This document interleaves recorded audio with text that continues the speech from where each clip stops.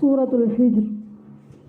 بسم اللہ الرحمن الرحیم، الف لام را، تلک آیات الکتاب وقرآن مبین، ربما یود الذین کفروا لو کانوا مسلمین، ذرهم یأکلوا ویتمتعوا ویلہہم الامل فسوف یعلمون، وما اہلکنا من قریۃ الا ولہا کتاب معلوم۔ سورۃ الحجر، اللہ کے نام سے شروع جو بے حد رحم والا نہایت مہربان ہے۔ الف لام را، یہ کامل کتاب اور واضح قرآن کی آیات ہیں۔ بہت بار چاہیں گے وہ لوگ جنہوں نے کفر کیا، کاش وہ کسی طرح کے مسلم ہوتے۔ موت کے وقت بھی چاہیں گے، موت کے وقت بھی چاہیں گے، اور جب قیامت کے دن عذاب کو دیکھیں گے اس وقت بھی چاہیں گے کاش ہم فرما بردار ہوتے، کاش ہم حسرتیں کریں گے کہ کاش ہم فرما بردار۔ آج کا جو پارہ ہے اس کا انشاءاللہ مقصد کیا ہے کہ اللہ تعالیٰ ہمیں مرتے دم تک شیطان سے محفوظ رکھے، ہم شیطان کے ہتھ کنڈوں میں نہ آئیں، شیطان کی چالوں میں نہ آئیں۔ شیطان انسان کو ناشکرا بنا دیتا ہے، تو ہم نے ناشکری سے بچنا ہے انشاءاللہ، اور اللہ تعالیٰ کا بہت زیادہ شکر ادا کرنا ہے، کیونکہ جو بہت زیادہ شکر کریں گے شیطان کا ان پر وار نہیں ہوگا۔ بہت بار چاہیں گے وہ لوگ جنہوں نے کفر کیا وہ کسی طرح کے مسلم ہوتے، انہیں چھوڑ دیں، وہ کھائیں دنیا میں اور فائدہ اٹھائیں، اور انہیں امیدیں غافل رکھیں اللہ سے، اس کے دین سے، ان کی امیدیں ان کو غفلت میں مبتلا رکھیں، پھر جلد ہی جان لیں گے۔ اور ہم نے کسی بستی کو ہلاک نہیں کیا مگر اس حال میں کہ اس کے لیے ایک مقرر وقت لکھا ہوا تھا۔ کوئی امت اپنے مقرر وقت سے نہ تو آگے بڑھتی ہے اور نہ وہ پیچھے رہتی ہے۔ اور انہوں نے کہا، اے وہ شخص جس پر یہ نصیحت نازل کی گئی ہے، بے شک یہ تو دیوانہ ہے، تو ہمارے پاس فرشتے کیوں نہیں لے کر آتا اگر تو سچوں میں سے ہے؟ ہم فرشتوں کو نہیں اتارتے مگر حق کے ساتھ، اور اس وقت وہ مہلت دیے گئے نہیں ہوتے۔ جب فرشتے آتے ہیں نا پھر ٹائم نہیں ہوتا کہ ایمان لایا جائے۔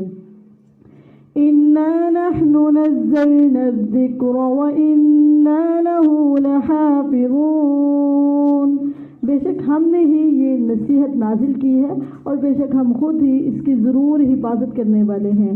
اور بلا شبہ یقیناً ہم نے تجھ سے پہلے اگلے لوگوں کے گروہوں میں رسول بھی بھیجے، اور ان کے پاس کوئی رسول نہیں آتا مگر وہ اس کے ساتھ مذاق کیا کرتے تھے۔ اسی طرح ہم یہ بات مجرموں کے دلوں میں داخل کر دیتے، وہ اس پر ایمان نہیں لاتے، اور یقیناً یہی پہلے لوگوں کا طریقہ گزرا ہے۔ اور اگر ہم ان پر آسمان سے کوئی دروازہ کھول دیں بس وہ دن بھر اس میں چڑھتے رہیں، یعنی کوئی معجزے کے طور پہ، تو یقیناً کہیں گے بات یہی ہے کہ ہماری آنکھیں سختی سے باندھ دی گئی ہیں، بلکہ ہم جادو کیے ہوئے لوگ ہیں۔ اور بلا شبہ یقیناً ہم نے آسمان میں کئی برج بنائے ہیں اور اسے دیکھنے والوں کے لیے مزین کیا ہے۔ وَحَفِظْنَاهَا مِن كُلِّ شَيْطَانٍ رَجِيمٍ، اور ہم نے اسے ہر مردود شیطان سے محفوظ کر دیا۔ آسمان شیطانوں کے آنے جانے سے محفوظ ہے، شیطان آسمان میں نہیں جا سکتے۔ مگر جو شیاطین سنی ہوئی بات چرا لے تو ایک روشن شعلہ اس کا پیچھا کرتا ہے، اور زمین ہم نے اسے پھیلا دیا اور اس میں پہاڑ رکھے اور اس میں ہر چیز نپی تلی چیز اگا دی، اور ہم نے تمہارے لیے اس میں روزیاں بنائیں اور ان کے لیے بھی جنہیں تم ہرگز روزی دینے والے صرف تمہیں نہیں کھلایا بلکہ ساری مخلوقات کا کھانا پینا اسی زمین کے اندر ہے، اور کوئی بھی چیز نہیں مگر ہمارے پاس اس کے کئی خزانے ہیں۔ وَإِن مِّن شَيْءٍ إِلَّا عِندَنَا خَزَائِنُهُ، اور کوئی بھی چیز نہیں ہے، کوئی چیز ایسی نہیں ہے مگر ہمارے پاس، یعنی اللہ تعالیٰ کے پاس اس کے ایک نہیں کئی خزانے، اللہ تعالیٰ کے پاس خزانے ہیں۔ کیا ہیں؟ تو اس لیے آپ نے تھوڑا تھوڑا نہیں مانگنا بلکہ دل بھر کے مانگے، جی بھر کے مانگے، خوب خوب مانگے، کیونکہ آپ کے اللہ تعالیٰ کے پاس ایک نہیں کئی خزانے۔ تو اس لیے ہمیشہ اللہ تعالیٰ سے ہم کہتے تھوڑی سی اللہ تعالیٰ جی یہ دے دیں، تھوڑی سی اللہ تعالیٰ جی یہ دے دیں. کیوں تھوڑی؟ کیوں؟ ہمارا رب خزانوں کا مالک ہے. تو اللہ تعالیٰ سے اس کی شان کے مطابق، اللہ تعالیٰ کی شان بڑی اونچی ہے، بڑی بلند ہے، اور اس کے پاس بہت کچھ ہے. تھوڑا کچھ نہ مانگے، آپ مانگتے جائیں، اللہ تعالیٰ دیتے تھکتے نہیں. اور کوئی بھی چیز نہیں مگر ہمارے پاس اس کے کئی خزانے ہیں اور ہم اسے نہیں اتارتے مگر ایک معلوم اندازے سے. اور ہم نے ہواؤں کو بار آور بنا کر بھیجا، پھر ہم نے آسمان سے پانی اتارا، بس ہم نے تمہیں وہ پلانے کے لیے عطا فرمایا اور تم ہرگز اس پانی کا ذخیرہ کرنے والے نہ تھے. اور بے شک ہم یقیناً ہم ہی زندہ کرتے ہیں اور مارتے ہیں اور ہم ہی اصل وارث ہیں. اور بلا شبہ یقیناً ہم نے ان لوگوں کو جان رکھا ہے جو تم میں سے بہت آگے جانے والے ہیں. ہمیں پتہ کون کون آگے جانے والا ہے، کون کون نیکیوں میں آگے جانے والا ہے، کون آگے بڑھے گا، ہمیں علم ہے. اور بلا شبہ ہم نے ان کو بھی جان رکھا ہے جو بہت پیچھے رہنے والے ہیں. آگے کون رہے گا، پیچھے کون رہے گا، اللہ کو ہر چیز کا علم ہے. اور بے شک تیرا رب ہی انہیں اکٹھا کرے گا، یقیناً وہ کمال حکمت والا سب کچھ جاننے والا ہے. اب انسان کی تخلیق کا بتایا. اور بلا شبہ یقیناً ہم نے انسان کو ایک بجنے والی مٹی سے پیدا کیا جو کہ بدبودار سیاہ کیچڑ سے تھی، اور جنوں کو اس نے اس سے پہلے لو کی آگ سے پیدا کیا. وَإِذْ قَالَ رَبُّكَ لِلْمَلَائِكَةِ إِنِّي خَالِقٌ بَشَرًا مِّن صَلْصَالٍ مِّنْ حَمَإٍ مسنون. اور جب تیرے رب نے فرشتوں سے کہا بے شک میں ایک بشر بجنے والی مٹی سے پیدا کرنے والا ہوں جو کہ بدبودار سیاہ کیچڑ سے ہوگی، تو جب میں اسے پورا بنا چکوں اور اس میں اپنی روح پھونک دوں تو تم اس کے سامنے سجدہ کرتے ہوئے گر جاؤ. تو فرشتوں نے سب کے سب نے تمام نے سجدہ کیا مگر ابلیس اس نے سجدہ کرنے سے انکار کیا. فرمایا اے ابلیس تجھے کیا ہے کہ تو سجدہ کرنے والوں کے ساتھ نہیں ہوتا؟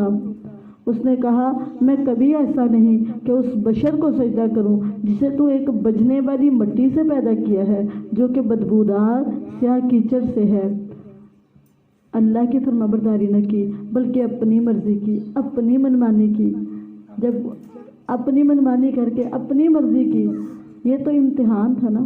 یہ کیا تھا؟ امتحان تھا. جب معاملات آپ کی مرضی کے خلاف ہوں اس وقت اللہ تعالیٰ دیکھتے ہیں اب میری فرما برداری کون کرتا ہے، اب میری اطاعت کون کرتا ہے. اس کے مرضی کے خلاف کام ہو رہا ہے، اس کی سوچ کے خلاف کام ہو رہا ہے، اس کے ذہن کے خلاف کام ہو رہا ہے. اب کیا یہ میری فرما برداری کرتا ہے کہ نہیں؟ کبھی کبھی نفس کا بھی امتحان ہوتا ہے، ضمیر کا امتحان ہوتا ہے، دلوں کے بھی امتحان ہوتے ہیں، دماغوں کے بھی امتحان ہوتے ہیں. اس میں اللہ تعالیٰ دیکھتے ہیں میری فرما برداری کون کرتا ہے. اس نے کہا میں کبھی ایسا نہیں کہ اس بشر کو سجدہ کروں جسے تو نے ایک بجنے والی مٹی سے پیدا کیا ہے جو کہ بدبودار سیاہ کیچڑ سے ہے. فرمایا پھر اس سے نکل جا کیونکہ یقیناً تو مردود ہے، یعنی رحمت سے دور ہے.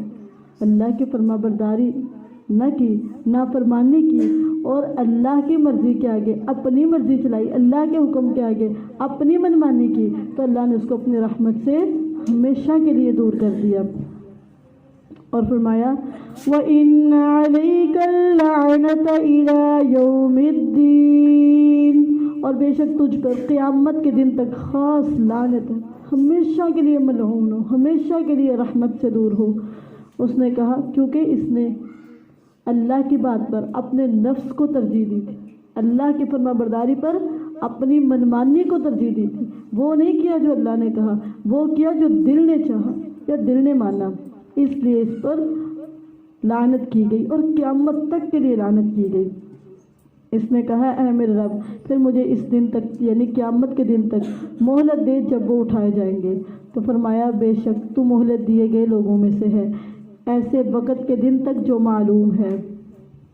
اس نے کہا اے میرے رب چونکہ تو نے مجھے گمراہ کیا ہے میں ضرور ہی ان کے لیے زمین میں مزین کر دوں گا، دنیا کے اٹریکشن ان کے دلوں میں بٹھا دوں گا. شیطان کا وار کیا ہے، شیطان کی چال کیا ہے کہ دنیا کی اٹریکشن اتنی بڑھ جاتی ہے، نہ تو اللہ تعالیٰ کے فرامین یاد آتے ہیں اور نہ ہی رسول اللہ صلی اللہ علیہ وسلم کی اتنی پیاری باتیں ان پہ عمل کرنے کو دل کرتا ہے. کیوں؟ دنیا اتنی خوبصورت ہو جاتی ہے، دنیا اتنی مزین ہو جاتی ہے کہ دن رات اس دنیا کے پیچھے لگا دیتے، دن اور رات لمحات اس دنیا کے لیے لگا دیتے، ایک ایک لمحہ اس دنیا کے لیے، اور نہ دین کو سیکھا اور نہ رسول اللہ صلی اللہ علیہ وسلم کی تعلیمات کو سیکھا۔ یہ شیطان کا وعدہ تھا کہ میں دنیا جو ہے نا، زمین کے اٹریکشن ان کے اندر پیدا کر دوں گا، زمین کے اٹریکشن ان کے دلوں میں رکھ دوں گا، تاکہ یہ زمین سے اتنی محبت کریں گے، دنیا سے اتنی محبت کریں گے، اتنا پیار کریں گے، اور تیرے راستے پر نہیں آئیں گے۔ اس نے کہا اے میرے رب، چونکہ تو نے مجھے گمراہ کیا، میں ضرور ہی ان کے لیے زمین میں مزین کروں گا، اور ہر صورت میں ان سب کو گمراہ کر دوں گا، کسی کو میں ہدایت پہ نہیں رہنے دوں گا، میں سب کو گمراہ کروں گا۔ اور پھر آگے خود ہی کہتا ہے اِلَّا عِبَادَكَ مِنْهُمُ الْمُخْلَصِينَ، مگر ان میں سے تیرے وہ بندے جو خالص کیے ہوئے، جو مخلص تیرے لیے، ان کی زندگیاں تیرے لیے، ان کا اٹھنا اور بیٹھنا تیرے لیے، وہ تیری رضا کے لیے کھاتے پیتے سوتے جاگتے تیری رضا کے لیے زندگی گزارتے، وہ مخلص ہیں، ان پہ میرا کوئی ہتھیار کام نہیں آ سکتا۔ میں سب کو تو گمراہ کروں گا، لیکن مخلص لوگوں کو گمراہ نہیں کر سکتا، وہ میرے انڈر میں ہے ہی نہیں ہے۔ اخلاص شیطان سے بچاؤ کا ذریعہ ہے، شیطان سے بچنے کا سبب۔ جتنا اخلاص ہوگا اتنا شیطان سے بچ جائیں گے، جتنا آپ اللہ کے لیے خاص ہوں گے، آپ کے قول اللہ کے لیے، آپ کا فعل اللہ کے لیے، آپ کے دن اور رات اللہ کے لیے جتنے خالص ہوں گے، جتنے خالص ہوں گے، اتنا ہی شیطان سے بچتے جائیں گے، کیونکہ اس نے کہا تھا کہ تیرے خالص بندوں پر میرا زور چل نہیں سکتا، مخلص لوگ میرے ہاتھ سے نکل گئے۔ مگر ان میں سے تیرے وہ بندے جو خالص کیے ہوئے ہیں، فرمایا یہ راستہ ہے جو مجھ تک سیدھا ہے۔ کون سا راستہ؟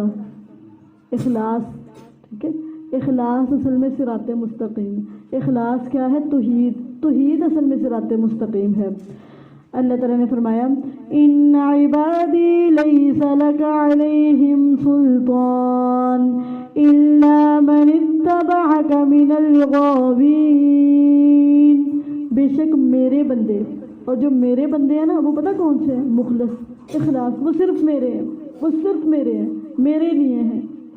بے شک میرے بندے، تیرا ان پر کوئی غلبہ نہیں، تیرا ان پر کوئی غلبہ، قوت، طاقت، تیرا ان پر کوئی زور چل ہی نہیں سکتا، تو جتنی مرضی کوشش کر لے، جو میرا ہے وہ تیرا بن، ان پر تیرا کوئی غلبہ نہیں۔ مگر جو گمراہوں میں سے تیرے پیچھے چلے، شیطان کی کون پیروی کرے گا؟ جو گمراہ ہے، اور بلا شبہ جہنم ضرور ان سب کے وعدے کی جگہ، شیطان کی پیروی جہنم کا ذریعہ ہے۔ اس جہنم کے 7 دروازے ہیں، ہر دروازے کے لیے ان میں سے ایک تقسیم کیا ہوا حصہ ہے۔ ان المتقین فی جنات وعیون ادخلوها بسلام آمنین ونزعنا ما في صدورهم من غل اخوانا على سرر متقابلین لا يمسهم فيها نصب وما هم منها بمخرجين نبئ عبادي أني أنا الغفور الرحيم۔ بے شک متقی لوگ باغوں اور چشموں میں ہوں گے، تقوی جنتوں میں لے جائے گا، جتنے متقی بنتے جائیں گے اتنے جنت کے قریب ہوتے جائیں گے۔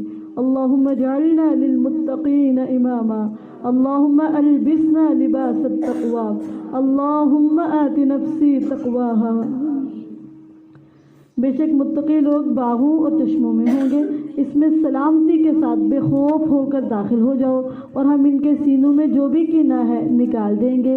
بھائی بھائی بن کر تختوں پر آمنے سامنے بیٹھے ہوں گے، اس جنت میں انہیں نہ کوئی تھکاوٹ چھوئے گی، تھکاوٹ ٹچ بھی نہیں ہوگی، جنت میں کوئی تھکاوٹ نہیں۔ کیوں؟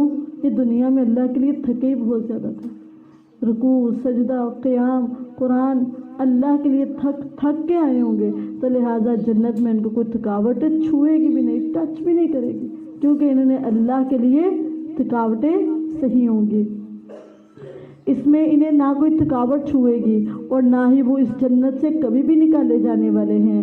نبئ عبادی انی انا الغفور الرحیم، میرے بندوں کو خبر دے دو، میرے بندوں کو بتاؤ. اتنی پیاری آیت ہے. میرے بندوں کو خبر دے دے کہ میں ہی ہوں جو بے حد بخشنے والا ہوں. مانگو بخشش، میں صرف بخشوں گا نہیں، بہت زیادہ بخشوں گا، بے حد بخشوں گا. مانگو مجھ سے بخشش، ٹھیک ہے. بخشش کا سوال کرو مجھ سے. اور دوسری بات، نہایت رحم والا ہوں. مجھ سے بخشش مانگو، رحمت مانگو، میں تمہیں بخشش بھی دوں گا، رحمت بھی دوں گا، کیونکہ میں بہت بخشنے والا ہوں. میرے پاس بہت زیادہ بخشش ہے اور میرے پاس بہت زیادہ رحمت ہے. لہٰذا مجھ سے بخشش اور رحمت کا سوال کرو، میں بخشوں گا بھی اور رحمت بھی کروں گا. نبی صلی اللہ علیہ وسلم کو اللہ تعالیٰ نے قرآن مجید میں حکم دیا، وَقُلْ رَبِّ اغْفِرْ وَارْحَمْ وَأَنْتَ خَيْرُ الرَّاحِمِينَ. آپ کہیے اے میرے رب مجھے بخش دے اور مجھ پر رحمت کر دے. جب اللہ تعالیٰ بخشش اور رحمت کرنے والا بھی ہے نا. دوسری بات اور یہ بھی ہے کہ میرا رب، اور یہ بھی ہے کہ میرا عذاب ہی دردناک عذاب ہے. میں صرف غفور الرحیم نہیں ہوں، میں عذاب بھی دیتا ہوں اور بڑا سخت عذاب دیتا ہوں. اگلی سٹوری ابراہیم علیہ السلام کی ہے. اور انہیں ابراہیم علیہ السلام کے مہمانوں کے بارے میں خوشخبری دیں. یہ مہمان کون سے تھے؟ فرشتے تھے. اور انہیں ابراہیم کے مہمانوں کے بارے میں خبر دے جب وہ اس کے پاس داخل ہوئے. جب فرشتے آئے تو انہوں نے سلام کہا. فرشتوں نے بات کرنے سے پہلے کیا کہا؟ سلام. یہ اللہ تعالیٰ کی بہت محبوب چیز ہے. سلام جو ہے اللہ تعالیٰ کی بہت زیادہ محبوب چیز ہے. فرشتے بھی اور انبیاء بھی اس کو لازم پکڑا کرتے تھے. انبیاء کی سنت تھی، فرشتوں کی سنت ہے کیا کرنا؟ سلام کرنا، اور سلام میں پہل کرنا. جب وہ اس کے پاس داخل ہوئے تو انہوں نے سلام کہا.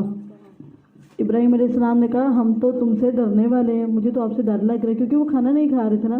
تو کہا ہم تو تم سے ڈرنے والے ہیں. انہوں نے کہا ڈرو نہیں. ٹھیک ہے، انبیاء غیب نہیں جانتے. اگر غیب جانتے ہوتے تو انہیں پتہ تھا یہ فرشتے ہیں اور فرشتے کھانا نہیں کھاتے. ٹھیک ہے، تو انبیاء غیب نہیں جانتے، اس لیے ڈر رہے تھے کہ کہیں یہ کوئی اور مسئلہ ہی نہ ہو. تو کہا، انہوں نے فرشتوں نے کہا ڈرو نہیں، بے شک ہم تجھے ایک بہت علم والے لڑکے کی خوشخبری دیتے ہیں. یہاں پہ ہائی لائٹ کون سی چیز کی؟ علم. ٹھیک ہے، اللہ تعالیٰ نے خوشخبری کس بیٹے کی دی؟ جو علم والا. یہ علم جو ہے نا فضیلتوں کا ذریعہ ہے، عزتوں کا ذریعہ ہے، چنے جانے کا ذریعہ ہے. اور علم بلندی کا ذریعہ ہے، مقام کا ذریعہ ہے، مرتبے کا ذریعہ ہے. اللہ تعالیٰ جس کو چنتے ہیں نا اس کو علم دیتے ہیں. اللہ تعالیٰ نے آدم علیہ السلام کو سب سے پہلی جنت سے بھی پہلے پتہ کیا چیز دی تھی؟ وَعَلَّمَ آدَمَ الْأَسْمَاءَ كُلَّهَا. اور آدم علیہ السلام کو سب چیزوں کے نام سکھائے. سب سے پہلی چیز علم دی. اور پھر اس علم کے بعد فرشتوں سے سجدہ کروائے کہ کرو سجدہ، کیوں؟ اس کے پاس علم. رسول اللہ صلی اللہ علیہ وسلم پر سب سے پہلی وحی پتہ کیا آئی تھی؟ اقرأ بسم ربک الذی خلق. پڑھو اپنے رب کے نام سے جس نے تمہیں پیدا کیا. ٹھیک ہے، الرحمن علم القرآن. رحمان جو مہربان ہے، اس کی مہربانی کیا ہے کہ اس نے علم القرآن، قرآن کی تعلیم دی، قرآن سکھایا. ٹھیک ہے، یہ جو علم ہے یہ بہت بڑی رحمت ہے، بہت بڑی نعمت ہے. ٹھیک ہے، نبی صلی اللہ علیہ وسلم کو قرآن میں حکم دیا گیا وَقُلْ رَبِّ زِدْنِي عِلْمًا. آپ اللہ سے کہیے کہ میرے رب میرے علم کو بڑھا دے، میرے علم کو مجھے علم میں اضافہ کر، میرے علم کو بڑھا دے، میرے علم میں اضافہ کر دے. ٹھیک ہے، نبی صلی اللہ علیہ وسلم کو اس چیز کا حکم دیا گیا تھا کہ علم کے بڑھنے کے لیے اللہ سے دعا کرے، طلب کرے علم کو. ٹھیک ہے، اور موسیٰ علیہ السلام نبی بننے کے باوجود، نبوت ملنے کے باوجود خضر علیہ السلام کی پیروی کر رہے تھے. وجہ پتہ کیا تھی؟ علم لینے آئے تھے. نبوت کے باوجود علم کی حرص، طلب، تڑپ، علم چاہیے. ٹھیک ہے، تو علم کو اپنا ہم اور غم بنائے. نبی صلی اللہ علیہ وسلم فرمایا 2 بھوکے کبھی سیر نہیں ہوتے. ٹھیک ہے، ان میں سے ایک بھوکا پتہ کس کا؟ علم کا بھوکا ہے. ٹھیک ہے، وہ علم لیتا جاتا ہے، اس کی پیاس بڑھتی جاتی بڑھتی جاتی بڑھتی جاتی.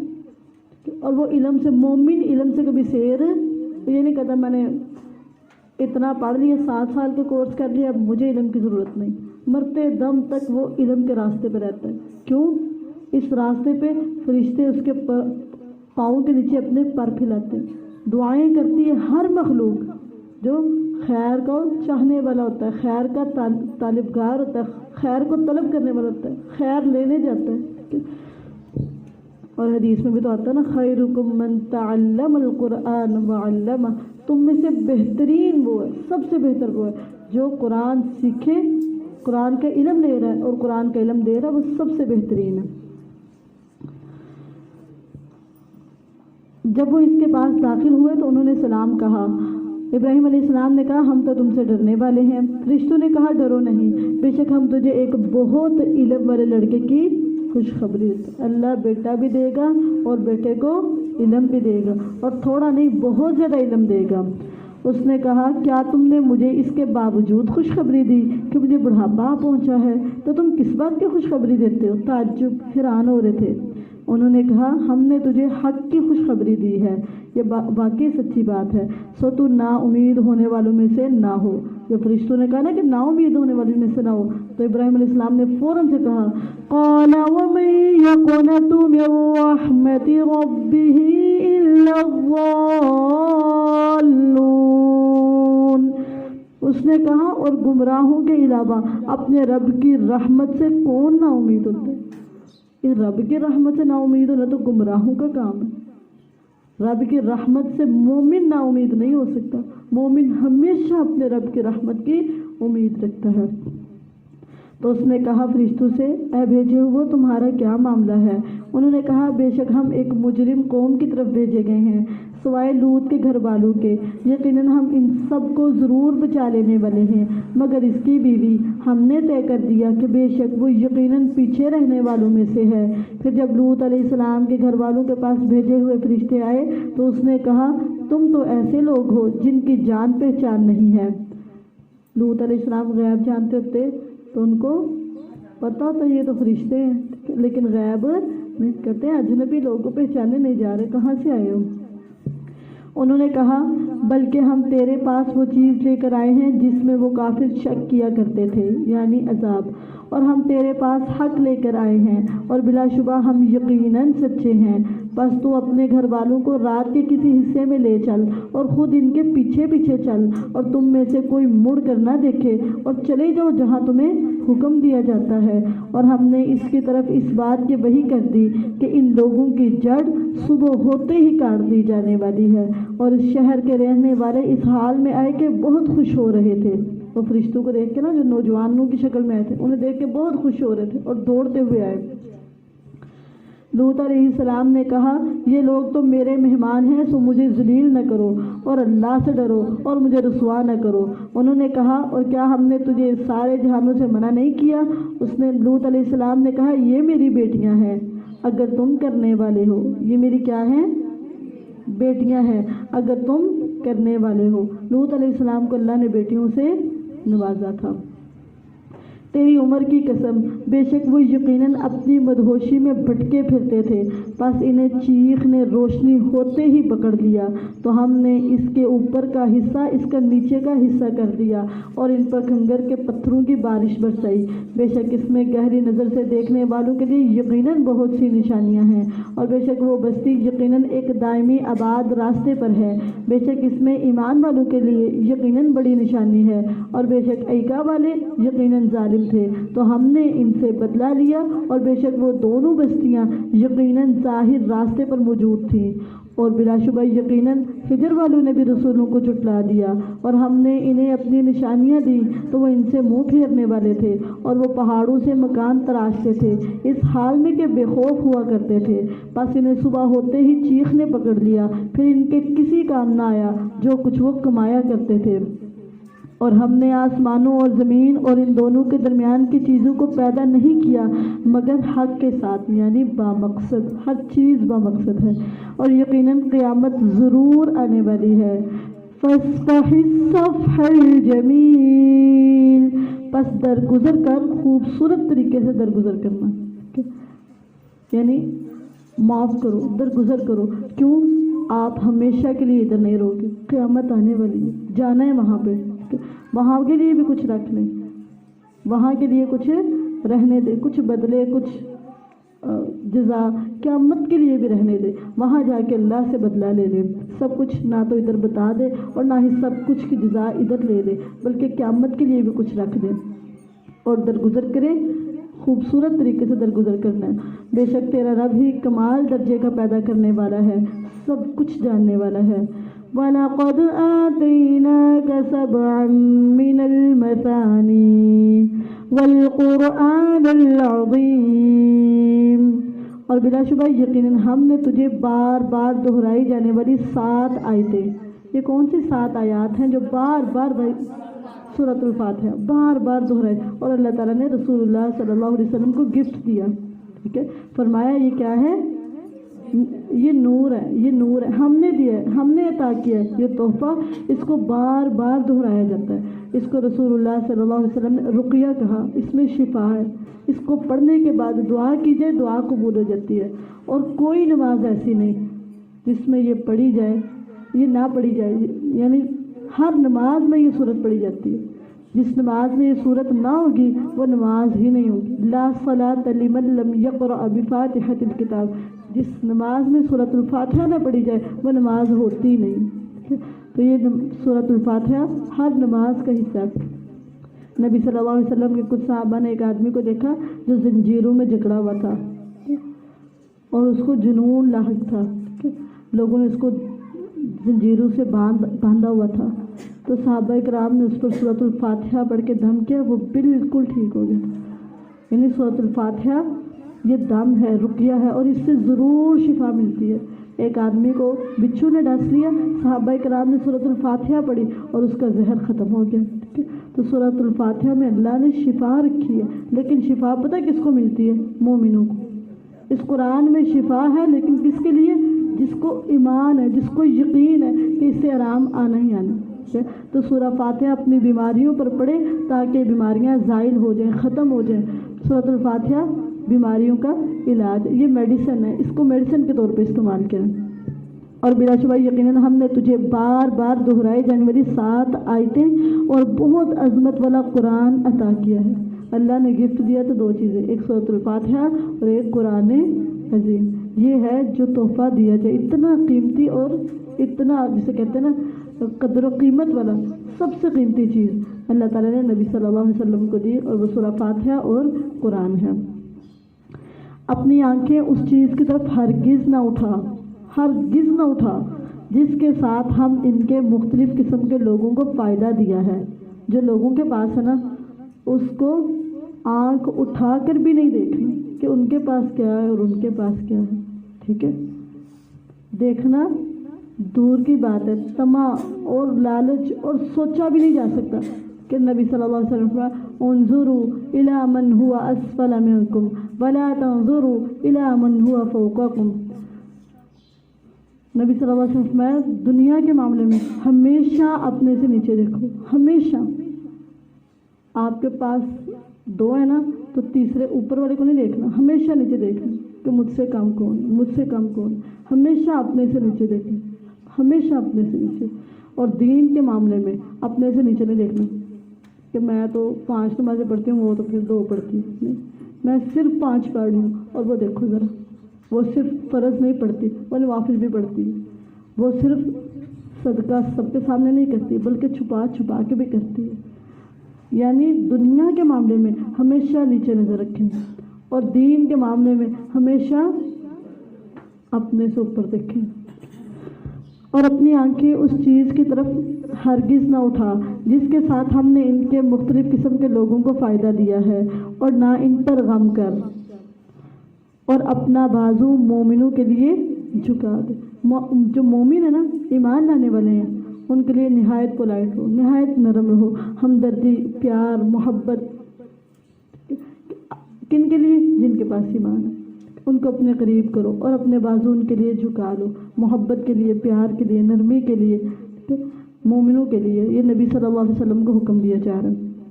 اور کہہ دے بے شک میں تو کھلم کھلا ڈرانے والا ہوں ایسے عذاب سے جیسا ہم نے ان تقسیم کرنے والوں پر اتارا۔ وہ تقسیم کرنے والے کون تھے؟ جنہوں نے کتاب کو ٹکڑے ٹکڑے کر دیا، کوئی حصہ مان لیا اور کوئی حصہ نہ مانا۔ سو تیرے رب کی قسم یقیناً ہم ان سب سے ضرور سوال کریں گے اس کے بارے میں جو وہ کیا کرتے تھے۔ بس اس کا صاف اعلان کر دے جس کا تجھے حکم دیا جاتا ہے، اور مشرکوں سے منہ پھیر لے۔ بے شک ہم تجھے مذاق اڑانے والوں کے مقابلے میں کافی ہیں جو اللہ کے ساتھ کوئی دوسرا معبود بناتے ہیں، سو ان قریب جان لیں گے، اور بلا شبہ یقیناً ہم جانتے ہیں کہ تیرا سینہ اس سے تنگ ہوتا ہے جو لوگ کہتے ہیں۔ جب سینہ تنگ ہو نا، دل گھٹنے لگے، اس وقت پتہ کیا کرنا ہے؟ فَسَبِّحْ بِحَمْدِ رَبِّكَ وَكُن مِّنَ السَّاجِدِينَ وَاعْبُدْ رَبَّكَ حَتَّى يَأْتِيَكَ الْيَقِينُ۔ بس اپنے رب کی حمد کے ساتھ تسبیح کرنا شروع کرتے۔ جب کوئی غمگین کرے، ٹینشن دے، پریشان کرے، دل تنگ ہونے لگے، دل گھٹنے لگے اور گھبرانے لگے، فوراً سے تسبیح شروع کر دے۔ سبحان اللہ و بحمدہ سبحان اللہ العظیم۔ اللہ کی تسبیح کریں اور اس کی حمد بیان کریں، اور پھر سجدہ کرنے والے کسی نے ہرٹ کیا فوراً جائیں سجدے میں، بتائیں اللہ تعالیٰ کو، کسی نے غم پہنچایا، تکلیف دی، برا بلا کا، دوڑتے جائیں سجدہ کرتے ہوئے اللہ تعالیٰ کو سارا کچھ بتا دیں، اللہ سے شیئرنگ کریں، اپنے معاملات اللہ تک رکھیں، اللہ کو بتائیں۔ پیچھے دیکھا تھا نا یعقوب علیہ السلام، پتہ ہے کہہ رہے تھے انما اشکو بثی وحزنی الی اللہ، میں تو صرف اللہ سے اپنے غم کی جو وہ اظہار کرتا ہوں، اپنے اللہ کو اپنے سارے غم بتاتا ہوں، اور اللہ تعالیٰ ہی غموں کا مداوع کرنے والے ہیں۔ دنیا تو مذاق اڑاتی ہے، بعد میں ایسے رو رہی تھی، یہ کہہ رہی تھی، لوگوں کو بتانے کے بجائے اپنے اللہ کو بتائیں، ہمیشہ راز رہے گا۔ بس اپنے رب کی حمد کے ساتھ تسبیح کر اور سجدہ کرنے والوں میں سے ہو جا، اور اپنے رب کی عبادت کر، بندگی کر، کب تک؟ یہاں تک کہ تیرے پاس موت آ جائے، موت تک اللہ کی بندگی، مرتے دم تک اللہ کی فرما برداری، اللہ کی اطاعت اور اللہ کی بندگی۔ الحمدللہ، اللہ تعالیٰ کی توفیق اور اس کے رحمت سے سورہ الحجر بھی مکمل۔